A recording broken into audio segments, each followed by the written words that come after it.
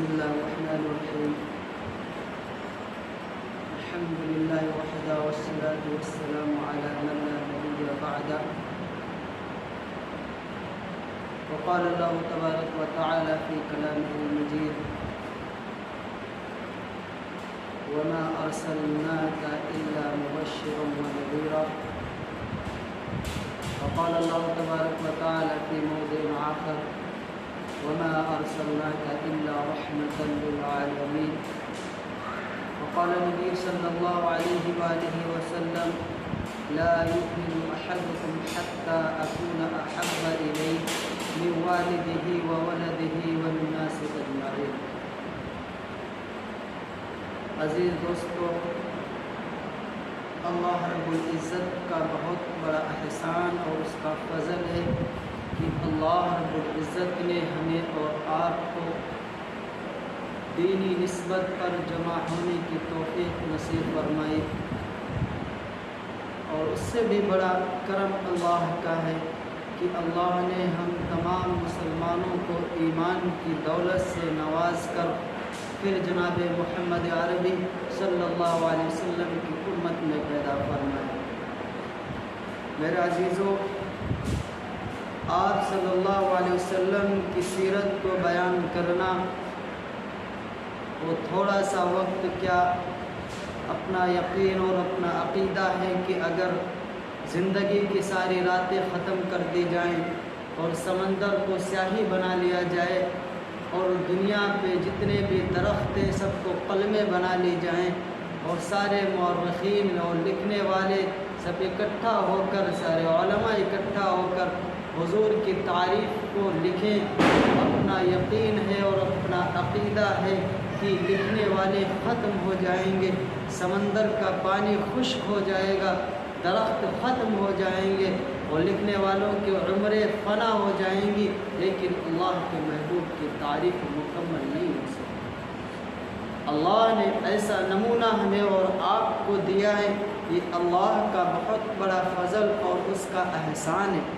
اللہ نے اپنے کلام کے اندر کیا فرمایا؟ لقد من اللہ علی المؤمنین اذ بعث فیہم رسولا۔ ورنہ تو اللہ کا ہر چیز، جو کچھ اللہ نے عطا کیا، سب کچھ اللہ کا انعام اور اللہ کا احسان ہے، لیکن اپنے کلام کے اندر اللہ رب العزت نے کبھی احسان کسی چیز کے بارے میں نہیں جتلایا۔ آپ دیکھیں، سورج اتنی دوری سے روشنی پھینکتا ہے، لیکن پھر بھی اللہ نے یہ نہیں کہا کہ میرے بندو میرا احسان مانو کہ میں نے سورج دیا ہے جو تمہیں روشنی دیتا ہے، تمہیں اجالا دیتا ہے۔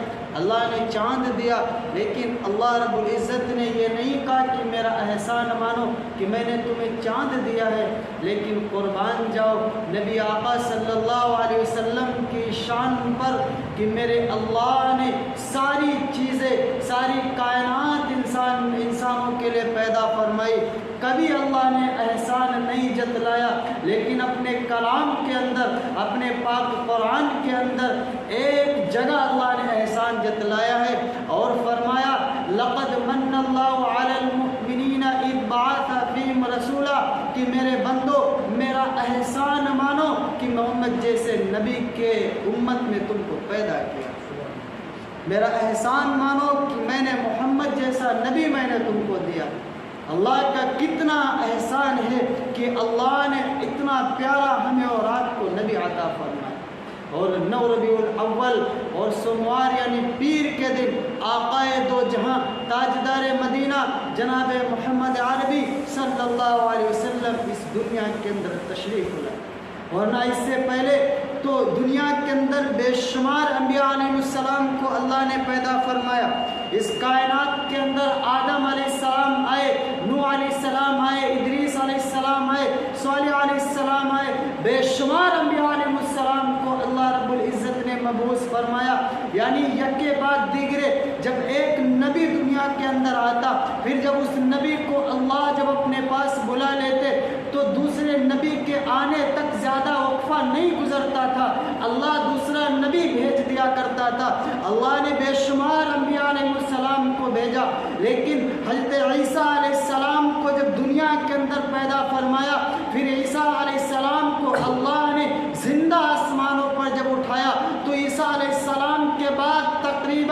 تقریباً 650 سال تک کا عرصہ اور زمانہ ایسا گزرا کہ اس دور کے اندر، اس دنیا کے اندر اللہ نے کوئی نبی نہیں بھیجا۔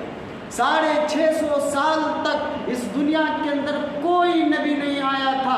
ذرا آپ تصور کریں کہ جب 1 سال کوئی نبی نہ آتا تو اتنی برائیاں عام ہو جایا کرتی۔ آپ تصور کریں کہ جہاں پر 650 سال تک کوئی نبی نہ آیا ہوگا تو دنیا کا عالم کیا ہوگا، اس وقت دنیا کا ماحول کیا ہوگا، دنیا کے اندر کتنی برائیاں عام ہو چکی ہوں گی۔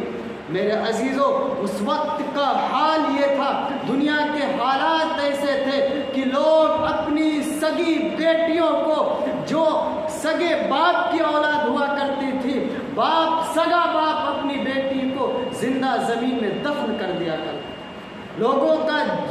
لوگوں کے جرائم اتنے زیادہ بڑھ گئے تھے کہ لوگ جب کسی شوہر کا انتقال ہو جاتا تو یہ لوگ کہتے کہ اس بیوی کی منحوسیت کی وجہ سے اس کا انتقال ہوا ہے، تو لوگ اس شوہر کے ساتھ اس کی بیوی کو زندہ جلا دیا کرتے۔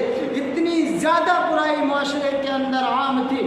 اس وقت یہ آسمان جب برائی دیکھ رہا تھا، یہ آسمان بھی پکار اٹھا تھا، اے اللہ اب مجھ سے یہ جرائم برداشت نہیں ہوتے۔ یہ سورج کہہ رہا تھا، اللہ اگر اب کوئی نبی نہیں آیا تو میں گر جاؤں گا۔ یہ ستارے کہہ رہے تھے، اللہ اگر کوئی نبی نہیں آیا تو میری روشنی ختم ہو جائے گی۔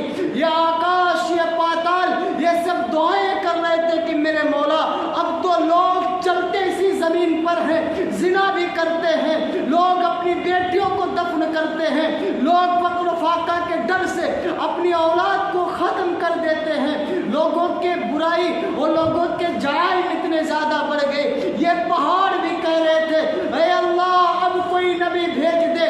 یہ ساری چیزیں اللہ سے فریاد لگا رہی تھی کہ اللہ یہ 650 سال کا زمانہ، یہ گناہ مجھ سے برداشت نہیں ہوتے، میں یہ گناہ کیسے برداشت کروں۔ یہ زمین کہہ رہی تھی، اے اللہ اب مجھ سے یہ برداشت نہیں ہوتا کہ مجھ پر اتنے زیادہ گناہ کیے جائیں۔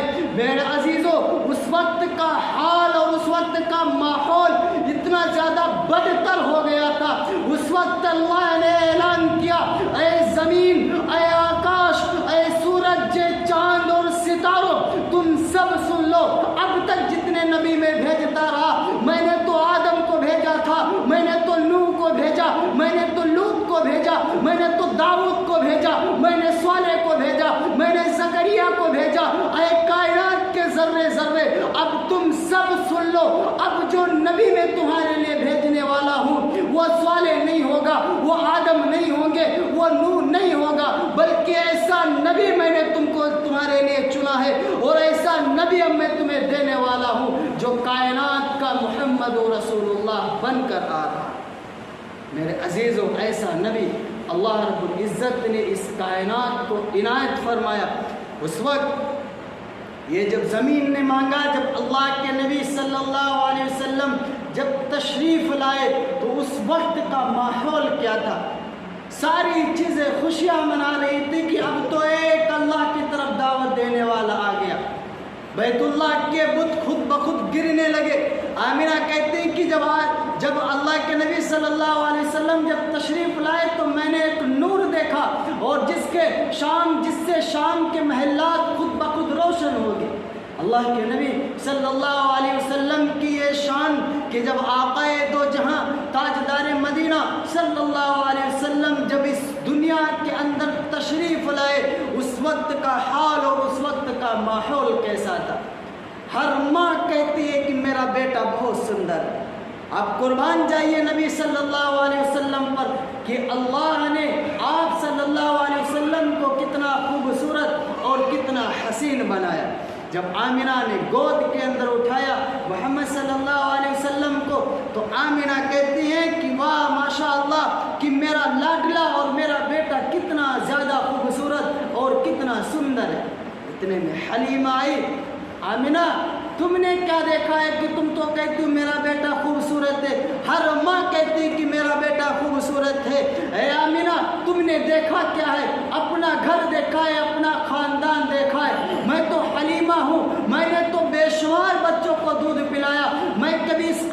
جاتی ہوں دودھ پلانے کے لیے، کبھی اس قبیلے جاتی ہوں دودھ پلانے کے لیے، خدا کی قسم میں حلیمہ یہ بات کہتی ہوں کہ ایسا بچہ آج تک میں نے نہیں دیکھا۔ جب دادا عبد المطلب تشریف لائے، کہنے لگے تم لوگوں نے کیا دیکھا؟ تم نے تو اپنا خاندان دیکھا، اپنا قبیلہ دیکھا، اپنے قبیلے کے لوگوں کو دیکھا، اپنے خاندان کے لوگوں کو دیکھا، مجھ سے پوچھو میں تو تجارت کرنے کبھی شام کو جاتا ہوں اور کبھی حجاز کو جاتا ہوں تجارت کرنے، کبھی عرب کے خطے میں جاتا ہوں، میں نے تو بہت کچھ دیکھا ہے۔ میں کہتا ہوں عبد المطلب کہ آج تک ایسا بیٹا میں نے نہیں دیکھا۔ آدم علیہ السلام کے بعد جتنے بھی نبی اس دنیا کے اندر تشریف لائے، اللہ کی قسم سب سے اعلیٰ اور سب سے افضل، سب سے اچھے اور خوبصورت جناب محمد عربی صلی اللہ علیہ وسلم کو اللہ رب العزت نے بنا کے بھیجا۔ اور جبریل علیہ السلام بول اٹھے، اپنا تخیل، اپنا خیال، جبریل علیہ السلام کہہ اٹھے کہ تم لوگوں نے کیا دیکھا؟ تم نے تو اپنے قبیلے اور اپنے عرب کے اندر خطے کو دیکھا ہوگا، مجھ سے پوچھو میں تو جبرائیل ہوں، میں نے تو آدم کو عرفات کے میدان میں روتے ہوئے دیکھا، میں نے نوح کو کشتی کا ملاح بنے ہوئے دیکھا، میں نے ابراہیم کو آگ میں جلتے دیکھا، میں نے اسماعیل کو چھری کے نیچے دیکھا، اور میں نے تو وہ دیکھا کہ عیسیٰ علیہ السلام کو آسمانوں پر پرواز کرتے دیکھا۔ میں جبرائیل علیہ السلام یہ کہتا ہوں کہ آج تک ایسا بچہ میں نے نہیں دیکھا۔ اللہ نے کیا کہا کہ تم لوگ تو دیکھتے تب، تم لوگ تو تصور تب کرتے جب میں محمد جیسا بنا تھا، اللہ کی قسم، مجھے اپنی کبریائی کی قسم، میں نے محمد جیسا کسی کو بنایا ہی نہیں۔